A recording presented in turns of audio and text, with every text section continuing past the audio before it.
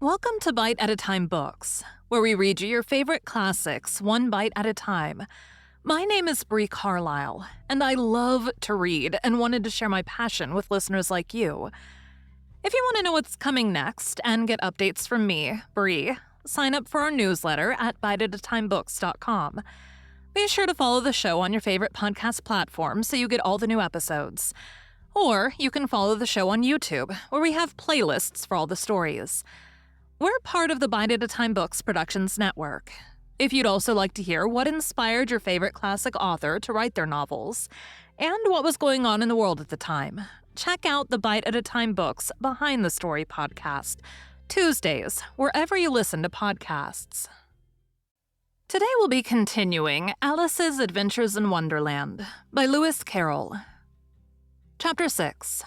Pig and Pepper. For a minute or two, she stood looking at the house and wondering what to do next, when suddenly a footman in livery came running out of the wood. She considered him to be a footman because he was in livery. Otherwise, judging by his face only, she would have called him a fish, and rapped loudly at the door with his knuckles. It was opened by another footman in livery, with a round face and large eyes like a frog, and both footmen, Alice noticed, had powdered hair that curled all over their heads. She felt very curious to know what it was all about, and crept a little way out of the wood to listen. The fish footman began producing from under his arm a great letter, nearly as large as himself, and this he handed over to the other, saying in a solemn tone, "For the Duchess, an invitation from the Queen to play croquet."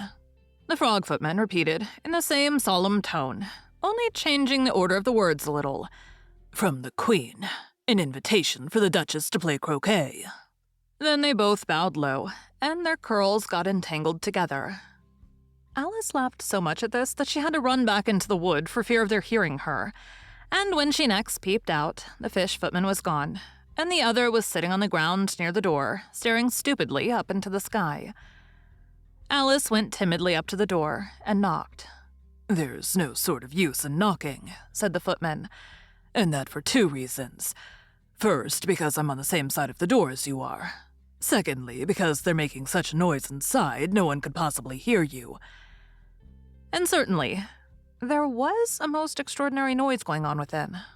A constant howling and sneezing, and every now and then a great crash, as if a dish or kettle had been broken to pieces.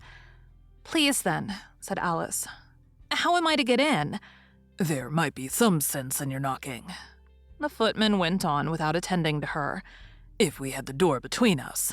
For instance, if you were inside, you might knock and I could let you out, you know." He was looking up into the sky all the time he was speaking, and this Alice thought decidedly uncivil. But perhaps he can't help it, she said to herself. His eyes are so very neatly at the top of his head, but at any rate he might answer questions. "How am I to get in?" she repeated aloud. "I shall sit here," the footman remarked, "till tomorrow." At this moment, the door of the house opened, and a large plate came skimming out straight at the footman's head.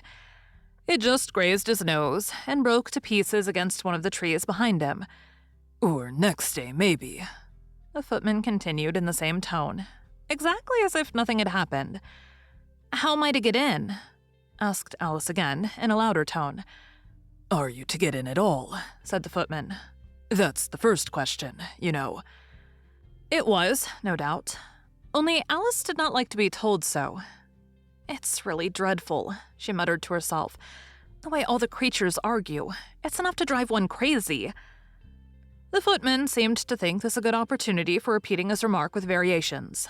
"I shall sit here," he said, "on and off for days and days." "But what am I to do?" said Alice. "Anything you like," said the footman, and began whistling.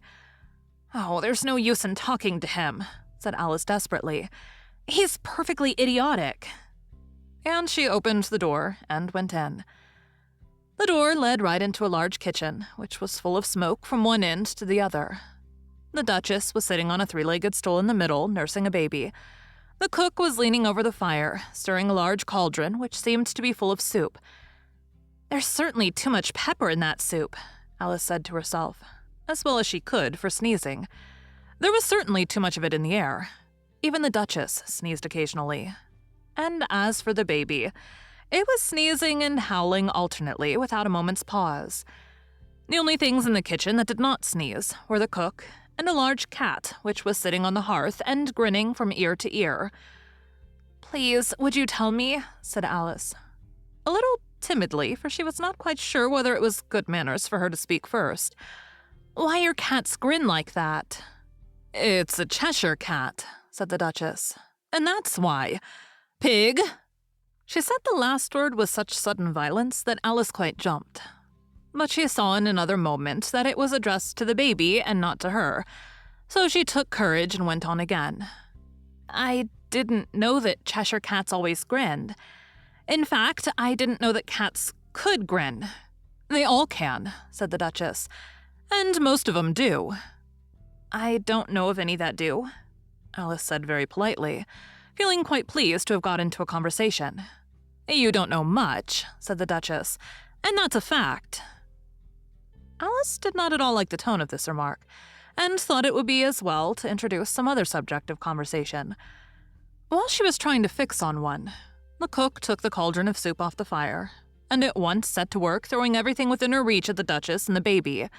The fire irons came first, then followed a shower of saucepans, plates, and dishes. The Duchess took no notice of them, even when they hit her, and the baby was howling so much already that it was quite impossible to say whether the blows hurt it or not. "Oh, please mind what you're doing," cried Alice, jumping up and down in an agony of terror. "Oh, there goes his precious nose." As an unusually large saucepan flew close by it and very nearly carried it off. "If everybody minded their own business," the Duchess said in a hoarse growl, "the world would go round a deal faster than it does." "Which would not be an advantage," said Alice, who felt very glad to get an opportunity of showing off a little of her knowledge. "Just think of what work it would make with the day and night. You see, Earth takes 24 hours to turn round on its axis." "Talking of axes," said the Duchess, "chop off her head." Alice glanced rather anxiously at the cook to see if she meant to take the hint. But the cook was busily stirring the soup, and seemed not to be listening, so she went on again. 24 hours, I think. Or is it 12? Oh, don't bother me," said the Duchess. "I never could abide figures." And with that, she began nursing her child again, singing a sort of lullaby to it as she did so, and giving it a violent shake at the end of every line. "Speak roughly to your little boy and beat him when he sneezes. He only does it to annoy because he knows it teases." Chorus, in which the cook and the baby joined. "Wow, wow, wow." While the Duchess sang the second verse of the song, she kept tossing the baby violently up and down, and the poor little thing howled so that Alice could hardly hear the words. "I speak severely to my boy, I beat him when he sneezes, for he can thoroughly enjoy the pepper when he pleases." Chorus, wow, wow, wow. "Here, you may nurse it a bit if you like," the Duchess said to Alice, flinging the baby at her as she spoke. "I must go and get ready to play croquet with the Queen." And she hurried out of the room. The cook threw a frying pan after her as she went out, but it just missed her. Alice caught the baby with some difficulty, as it was a queer-shaped little creature, and held out its arms and legs in all directions. "Just like a starfish," thought Alice. The poor little thing was snorting like a steam engine when she caught it, and kept doubling itself up and straightening itself out again, so that altogether, for the first minute or two, it was as much as she could do to hold it. As soon as she had made out the proper way of nursing it, which was to twist it up into a sort of knot, and then keep tight hold of its right ear and left foot so as to prevent its undoing itself, she carried it out into the open air. "If I don't take this child away with me," thought Alice, "they're sure to kill it in a day or two. Wouldn't it be murder to leave it behind?" She said the last words out loud, and the little thing grunted in reply. It had left off sneezing by this time. "Don't grunt," said Alice. "That's not at all a proper way of expressing yourself." The baby grunted again, and Alice looked very anxiously into its face to see what was the matter with it. There could be no doubt that it had a very turned-up nose, much more like a snout than a real nose. Also, its eyes were getting extremely small for a baby. Altogether, Alice did not like the look of the thing at all. But perhaps it was only sobbing, she thought, and looked into its eyes again to see if there were any tears. No, there were no tears. "If you're going to turn into a pig, my dear," said Alice seriously, "I'll have nothing more to do with you. Mind now." The poor little thing sobbed again, or grunted, it was impossible to say which, and they went on for some while in silence. Alice was just beginning to think to herself, "Now what am I to do with this creature when I get home?" when it grunted again, so violently that she looked down into its face in some alarm. This time there could be no mistake about it. It was neither more nor less than a pig, and she felt that it would be quite absurd for her to carry it further. So she set the little creature down and felt quite relieved to see it trot away quietly into the wood. "If it had grown up," she said to herself, "it would have made a dreadfully ugly child. But it makes rather a handsome pig, I think." And she began thinking over other children she knew, who might do very well as pigs.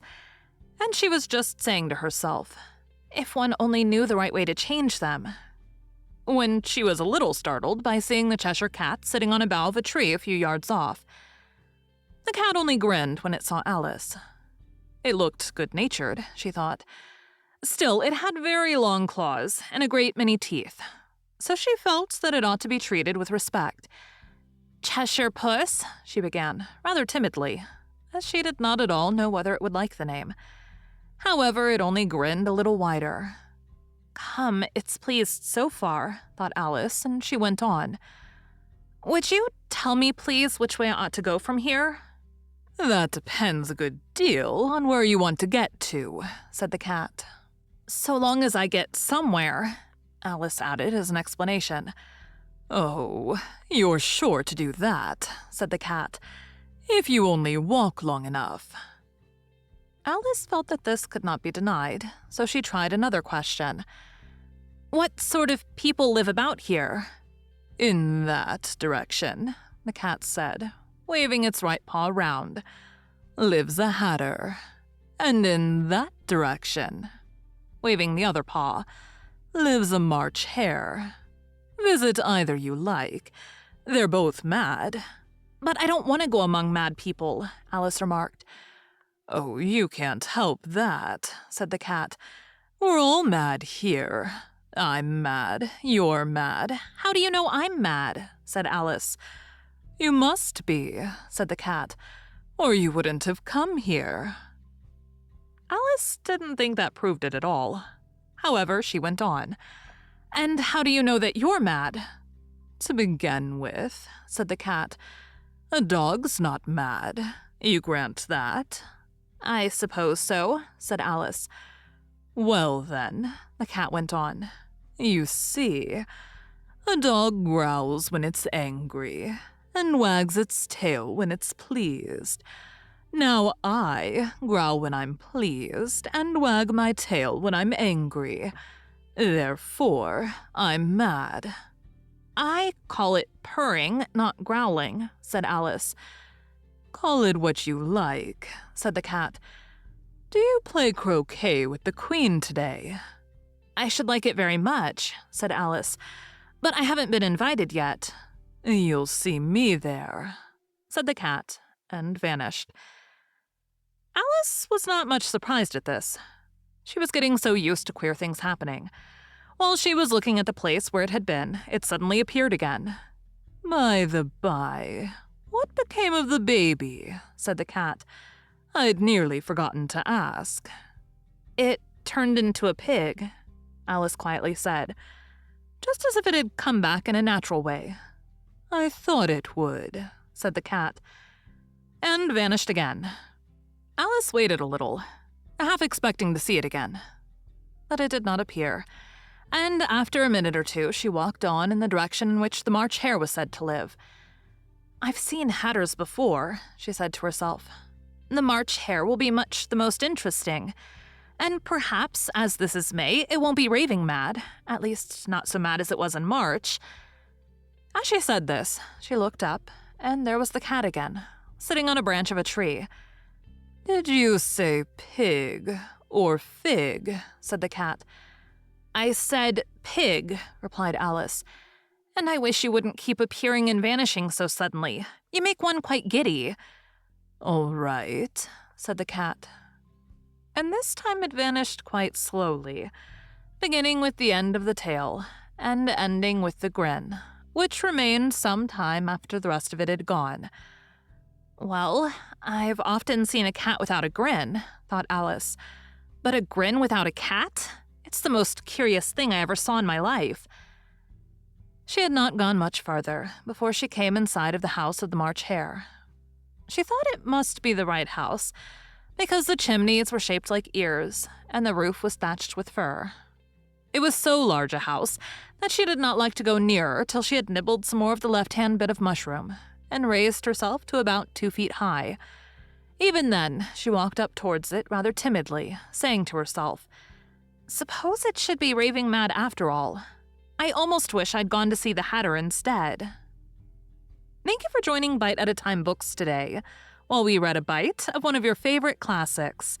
Again, my name is Bree Carlile, and I hope you come back tomorrow for the next bite of Alice's Adventures in Wonderland. Don't forget to sign up for our newsletter at biteatatimebooks.com. You can check out the show notes or our website, biteatatimebooks.com, for the rest of the links for our show. We'd love to hear from you on social media at Bite at a Time Books.